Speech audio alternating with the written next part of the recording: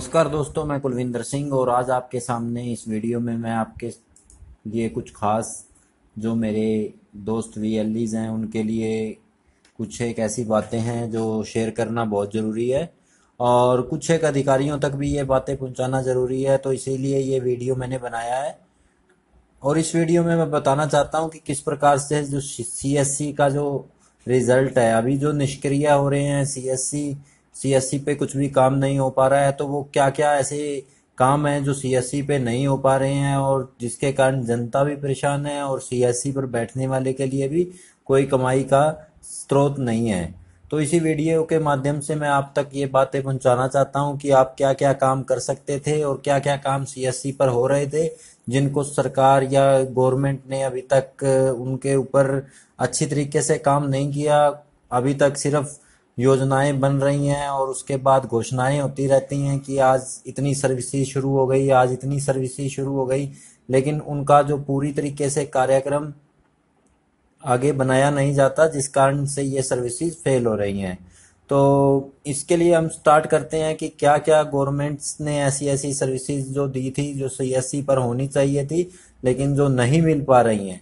तो सबसे पहले हम बात करते हैं इसी में कि सीएससी के लिए जो डेथ और बर्थ सर्टिफिकेट्स थे वो सीएससी के थ्रू अप्लाई भी होने थे और सीएससी के थ्रू ही उनको प्रोवाइड किया जाना था कस्टमर तक।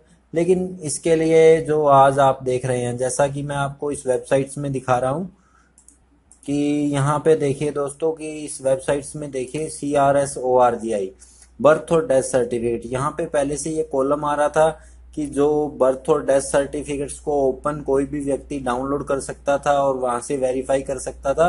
लेकिन इसके लिए जो अभी यहाँ पे आप देख रहे हैं कि इस ऑप्शन को हटा लिया गया है।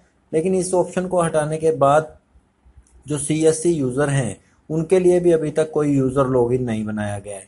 ये सीएससी कम से कम भी अभी 2-2.5 साल हो चुके हैं जो काम करते को। इस काम के अलावा भी पहले से कई मीटिंग्स हुई, कई बातें हुई कि सीएससी पर सारी सुविधाएं मिलेंगी, लेकिन अभी तक फिलहाल इसमें कोई भी ऐसा प्रावधान नहीं किया गया कि सीएससी के लिए यूजर आईडी और लॉगिन दिया जाए। जैसा कि मैं आपको इसमें सुझाव दे रहा हूं कि सीएससी के लिए यूजर आईडी और लॉगिन यहाँ से हम एक लिंक प्रोवाइड करवा सकती है गवर्नमेंट, जो यहाँ से डायरेक्टली हमको इस में लॉगिन करवा सकती है।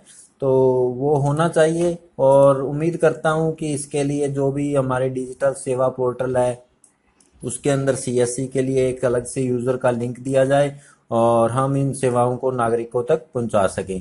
तो अगर हम अभी देखें तो 170 में से लगभग 15 सेवाएं बंद हो चुकी हैं और जन्म मृत्यु प्रमाण पत्र वगैरह ये हम इनके लिए कोई भी काम नहीं कर पा रहे हैं।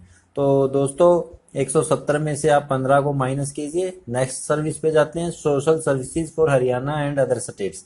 जो सोशल सर्विसेज है अभी कुछ समय पहले ये थोड़ा कुछ ठीक चल रहा था, लेकिन अभी हाल ही के दिनों में कुछ एक ऐसी आधार से जो जुड़ी हुई खबरें आई कि आधार का जो हर एक वेबसाइट्स पे उनके लिंक्स को रिमूव किया जा रहा है।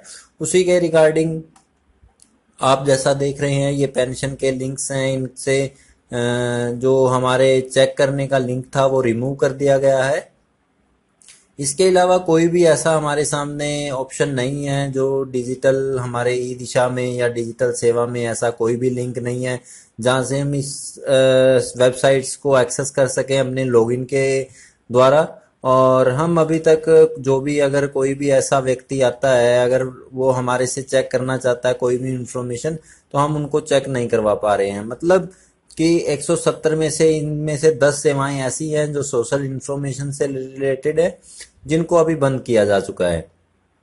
और इसके अलावा अगर जो मेरा सुझाव है कि जो डिजिटल सेवा में ऐसा या स्टेट वेबसाइट्स में ऐसा ई दिशा में लिंक दिया जाए ताकि इस जानकारी को हम अपने जो भी नज़दीकी हमारे कस्टमर्स हैं जो हमारे पास आएंगे उन तक हम उपलब्ध करवा सकें।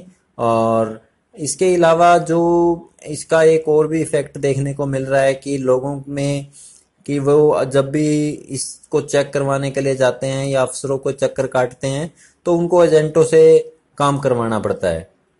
एजेंटों से काम करवाने का मतलब उनको पैसा देना, और जो भी अगर इसका सीधा सीधा मतलब यही है कि जो एजेंट हैं वो इस सर्विस से खुश नहीं है, ताकि उनका पैसे का कमाई, जो पैसे की कमाई है वो नहीं हो पा रही है। तो दोस्तों, इस वेबसाइट्स को जो सोशल सर्विसेज है इसके लिए भी डिजिटल सेवा में कोई ना कोई लिंक का प्रावधान किया जाए तो बहुत बढ़िया है। अदरवाइज सीएससी के काफी सारे काम ऐसे हैं जो ठप हो चुके हैं। इसके बाद हम बात करते हैं ई ग्रास वेबसाइट्स की। ई ग्रास वेबसाइट्स जो सीएससी के द्वारा बहुत ही जोरों शोरों से इसको चलाया गया कि एफिडेविट सीएससी के थ्रू निकलेंगे, या इसके अलावा जमाबंदी, नकल, या सब कुछ ऑनलाइन मिलेगा। सरकार की मंशा जो थी उसमें सब कुछ ऑनलाइन करने की थी, लेकिन कुछ एक घोषणाओं के बाद अब आप देख पा रहे हैं, यहाँ से मैं आपको ऑनलाइन दिखा रहा हूं दोस्तों, कि ई ग्रास वेबसाइट्स पर ये वाला जो लोगो है आपको दिखाई दे रहा होगा। E stamp can be generated only amount greater than 100। इसका मतलब सीधा है कि आप 10 रुपए का, 20 रुपए का कोई भी ऐसा एफिडेविट या स्टैंप नहीं बना सकते कि आप उसको यूज कर पाए। आपको इसके लिए कोर्ट के चक्कर काटने होंगे।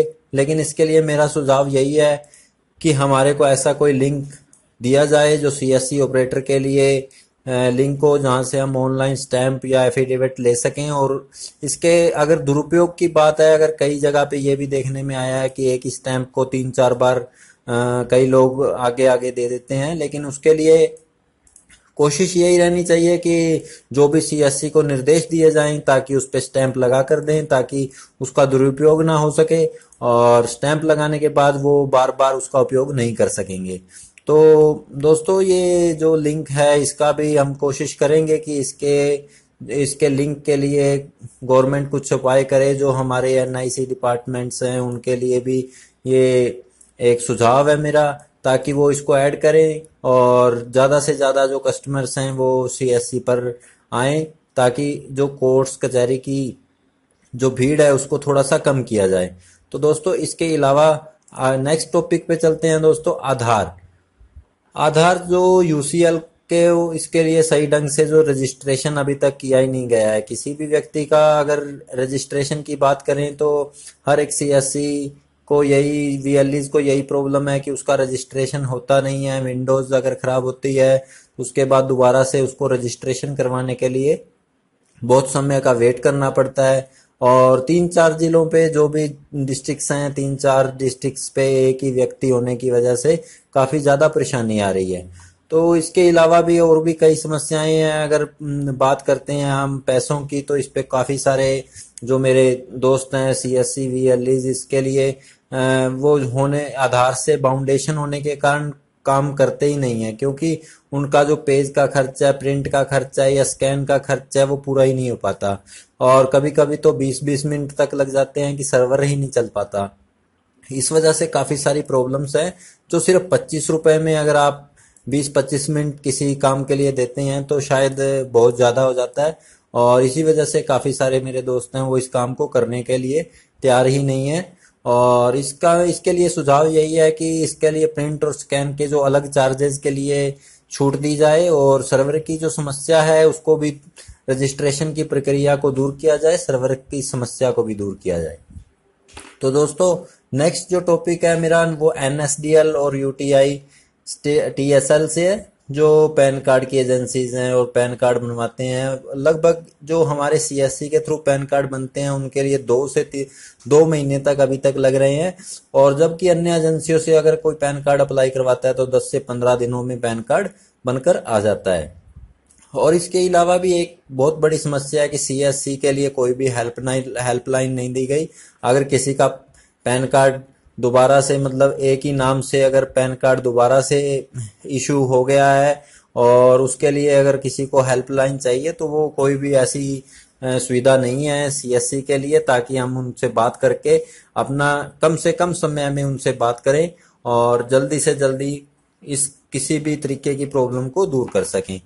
इसके लिए मेरा सुझाव यही रहेगा कि अगर कुछ भी ऐसी गलती होने पर अगर पैन कार्ड को 1 दिन का समय दिया जाए हमारे सीएससी यूजर के लिए, ताकि उसमें कुछ भी एडिटिंग का ऑप्शन उपलब्ध करवाने के बाद उसमें एडिटिंग कर सके, और उसके बाद ही उसकी फीस को एक्सेप्ट किया जाए।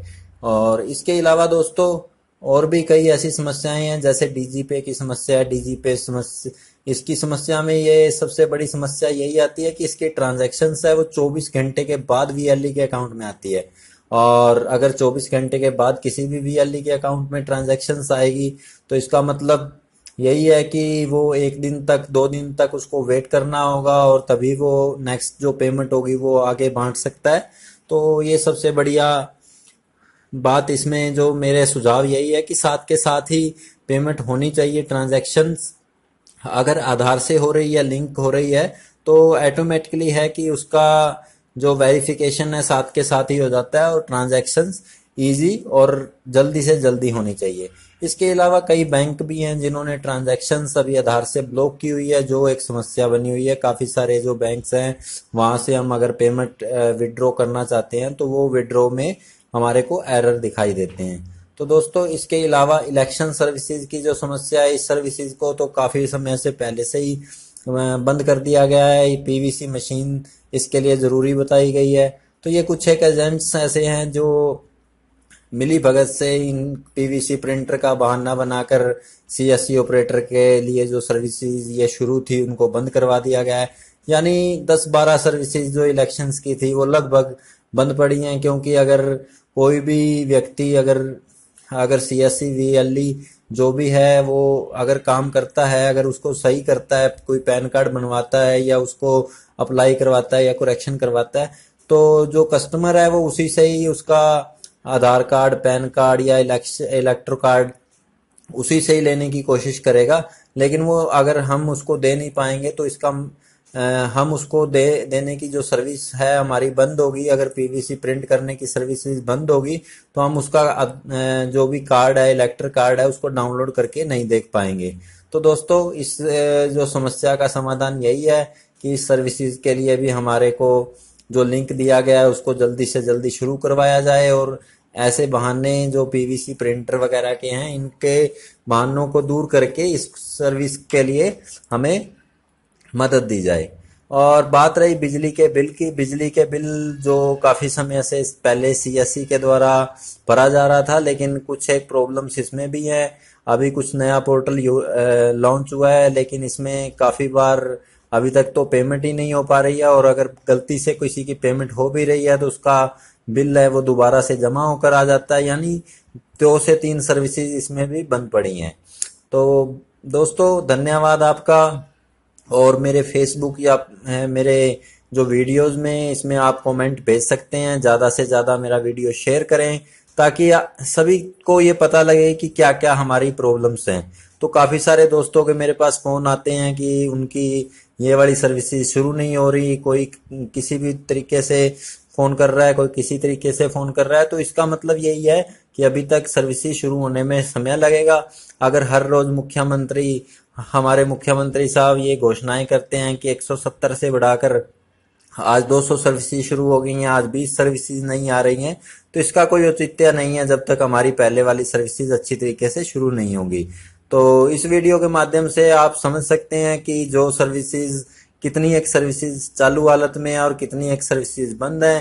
तो आगे आने वाले समय में हो सकता है कि ये सर्विसेज आपको अपने डीजी पोर्टल में मिलें और हमें इससे खुशी होगी कि जितनी ज़्यादा से ज़्यादा सर्विसेज हमारे डिजिटल पोर्टल में आएगी और हमारे को ऑथेंटिकेशन मिलेगी।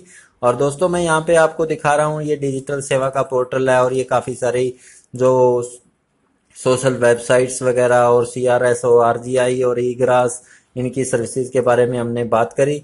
तो दोस्तों, आज के लिए इतना ही। नेक्स्ट किसी वीडियो में फिर आपसे मिलेंगे किसी नई समस्या और नए टॉपिक के साथ और कुछ नए मुद्दों के साथ। तो आज के लिए इतना ही। आप मेरी वीडियो को शेयर करना मत भूलिए और इसको लाइक भी कीजिए। आप मेरे पेज को भी लाइक कीजिए ताकि हम ज़्यादा से ज़्यादा आपस में बातचीत कर सकें और इन सर्विसेज के बारे में हम जानकारी ले सकें। धन्यवाद दोस्तों।